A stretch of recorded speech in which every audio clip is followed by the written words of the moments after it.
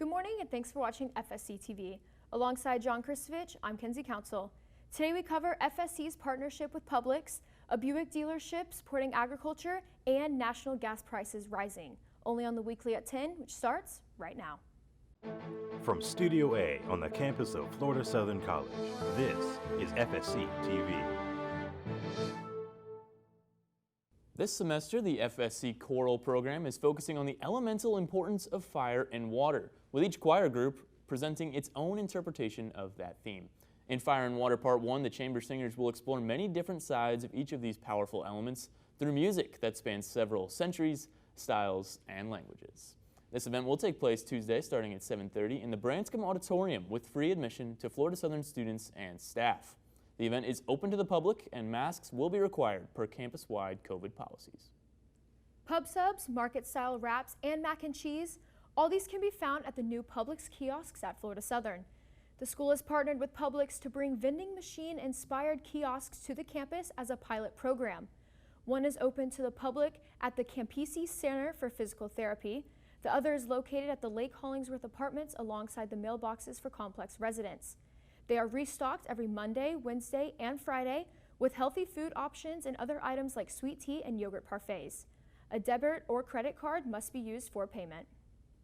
It's now time for your Southern Spotlight. Before we end your Florida Southern news until our daily 2-minute show airs at noon, this morning we're highlighting 2 of Florida Southern's newest SGA-approved student organizations.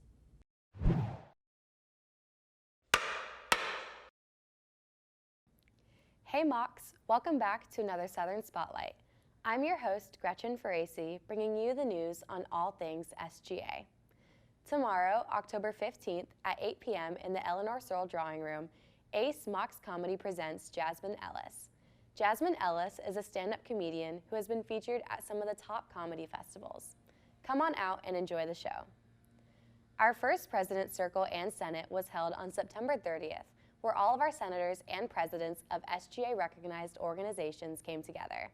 It is my pleasure to introduce to you your SGA Executive Vice President, Manny Vacarez, to share some exciting updates from those meetings. Last President's Circle, we were fortunate enough to have voted in 2 new student organizations, Scientista and Film Club. Scientista is a national organization and currently the largest network of campus women across STEM disciplines that empowers pre-professional women in STEM through content, communities, and conferences. Film Club is a production-based organization that strives to bring together film students to incite a passion for film within our student body.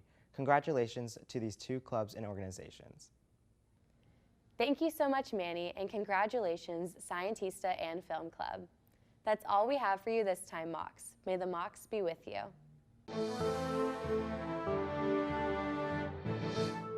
Senior Mason Jones and the men's cross-country team highlighted a big week in Mocs athletics. The veteran runner set a new personal best time and school record with a sub-24-minute 8K race on Saturday at the UAH Invitational in Huntsville, Alabama. Finishing 5th overall, Jones shattered the school record and led his team to a 8th place finish at the race. The women's team finished 12th out of 33 teams, led by sophomore Ellie Fluman, who finished her 5K in 54th place individually. Both teams will compete next on October 23rd at the SSC Championships held at Lakeland's own Holloway Park. In soccer news, both the men's and women's team face a tough conference schedule this week. The men battled the University of Tampa and Florida Tech, splitting the conference matchups and earning 3 points. James Meehan scored the lone goal in the 2-1 loss against Tampa last Wednesday and scored the game winner on Saturday night to lift the Mocs over Florida Tech. The women played Tampa and Tech as well, losing a heartbreaker to the Spartans on Wednesday in a 3-2 loss, despite a 2-goal performance from Caitlin Lowry. Saturday, on the road, the team faced the 20th best team in the nation and held them off the score sheet in a 0-0 draw. The volleyball team picked up 2 huge conference victories this week, defeating Nova Southeastern and Eckerd in 5 sets each to revitalize their season. On Saturday afternoon, the Mocs turned their season around, coming back from 2 sets down against the undefeated Sharks to snap a 4-game losing streak. The team had an excellent on-court performance on Tuesday night, defeating Eckerd College on the road, improving to 8-5 overall on the season. Cassidy Markle notched over 100 assists during the 2-game span, and Mackenzie Peterman picked up 36 total kills to lead the team, which will compete next on Friday night against Rollins.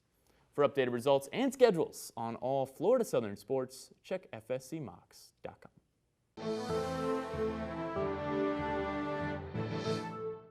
A new exhibition at the Pulp Museum of Art has given the Lakeland Symphony Orchestra the opportunity to create a soundtrack for various art pieces. This collaboration lets museum goers further explore the relationship between art and music. Titled Pictures at an Exhibition, it pairs artwork from the museum's permanent collection with classical music artists like Bach and Mozart, allowing visitors to see the art come to life in a different experience. The hand-picked music selections are performed by the symphony musicians themselves. For parties interested in viewing the art-inspired soundtrack, the exhibition is set to run through January of 2022. However, tickets to the related gallery concert have sold out. The Picnic in the Park annual Swan Derby will be taking place at Lake Cargo Park this Friday, with the first race pushing off at 6 p.m. In its 14th year, the free event aims to channel the community's competitive spirit with 3 Swan paddle boat races with participation from local nonprofits and leaders of Polk. The event will also host a hat parade with awards in 5 categories. Free and open to the public food trucks will be on site, but attendees are encouraged to bring a chair or picnic blanket for spectating. This event is the largest fundraiser for Lakeland volunteers in medicine, with reportedly just under $200,000 raised for the nonprofit host at the 2018 event. One local car dealership is continuing to rally public support and thousands of dollars for youth in agriculture. The Florida agriculture and livestock industries play a substantial role in driving the state's financial foundation, reportedly contributing more than $8.8 billion to the economy in 2020, second only to tourism. The team at Kelly Buick in Bartow raises more than $100,000 each year throughout the raffle of a brand new custom-designed Buick truck. Known as the 20-buck truck, 90% of the proceeds benefit 4-H and Future Farmers of America in Polk and 4 other central and northern counties. The FFA, a nationally recognized organization, helps youth purchase and raise their own livestock or grow and maintain crops to compete at annual youth fairs. Winning fair participants then invest their prize money in next year's project or towards their college tuition. The raffle winner was announced on Tuesday for National Farmers Day, but tickets for the 2022 raffle are already available for purchase.